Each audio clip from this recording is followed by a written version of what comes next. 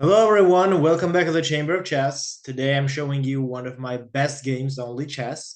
And this game is really memorable for me in terms of a queen sacrifice for a positional compensation and strategical advantage. So we start in a Sicilian variation.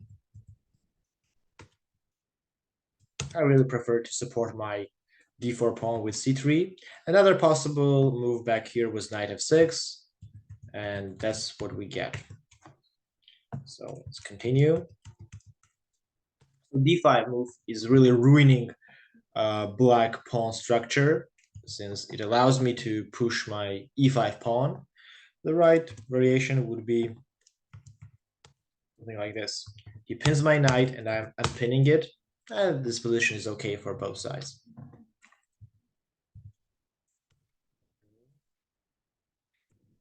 So here, I should have really taken the enemy knight and used this c5 square for my knight. It's perfect. Maybe one of the possible ways to stop me was knight e6. Yeah, so he doesn't allow, but still, he got a problem with the c file because this pawn is weak, and 1, 2, 3, my pieces are aiming for c5 square, which is really great. Three, that's right. Again, he should have just gone 96. Whenever you see enemy pawn is advanced, passed or not passed, doesn't really matter.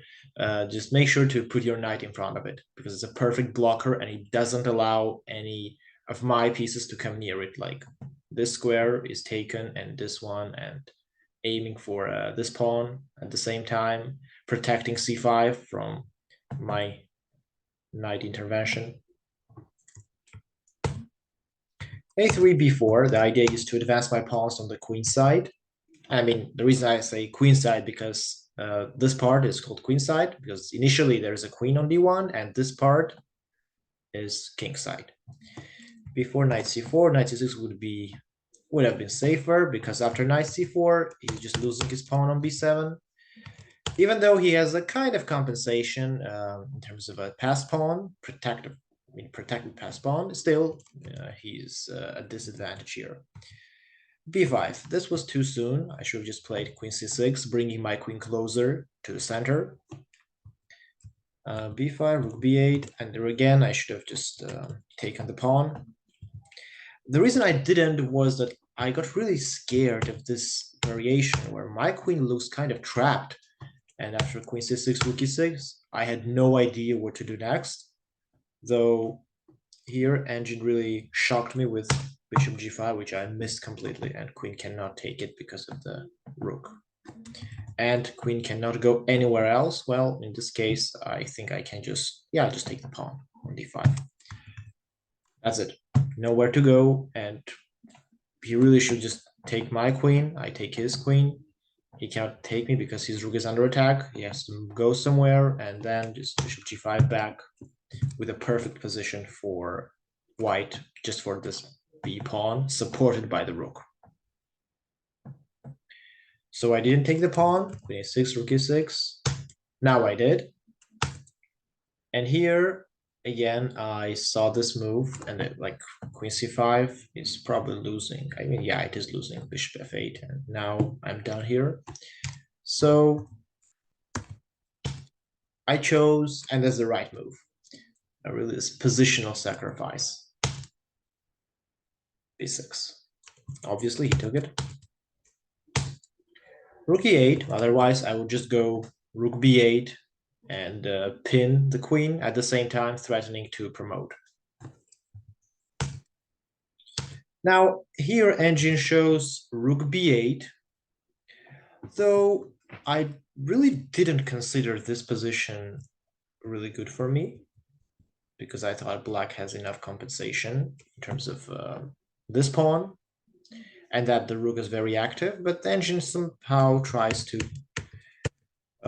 get them. I mean, there is not even a material advantage for me, just the activity of the king, of the bishop, rook attacking the pawn. So maybe I have advantage, but I really didn't like it. So I thought rook b7 would be more effective to cause some problems for him. So this move is a great mistake. He should have really gone for queen takes the pawn, and let's say rook b5. Because otherwise, this move is, well, I mean, it's doesn't give really much in this position. Oh, I mean, just rook f8. That's it. And that's another variation that could have been played, but rook b5 also good. He went c3. I mean, he would go c3 if we played this.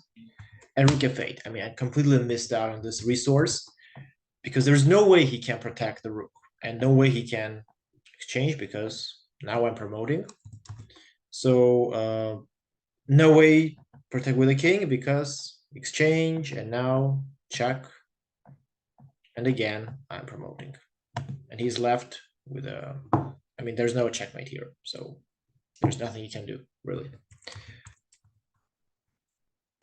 That's the only way to protect his rook and not get me to promote on a8.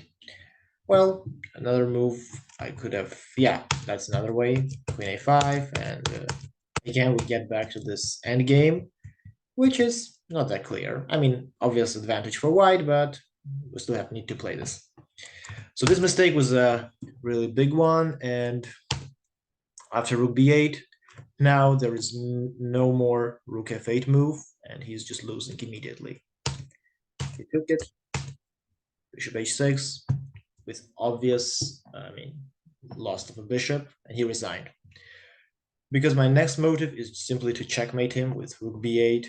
I mean, I can obviously take the bishop, exchange all the pieces, let's say on c3, but rook b8 is just a clear checkmate. That's it. Next time, I guess I'm going to show you an interesting endgame or maybe one of my games from tournament. I'll see. So if you like this format, leave your comments below, and just don't hesitate to contact us. We'll be happy to hear a constructive criticism and feedback. And I'll see you next time.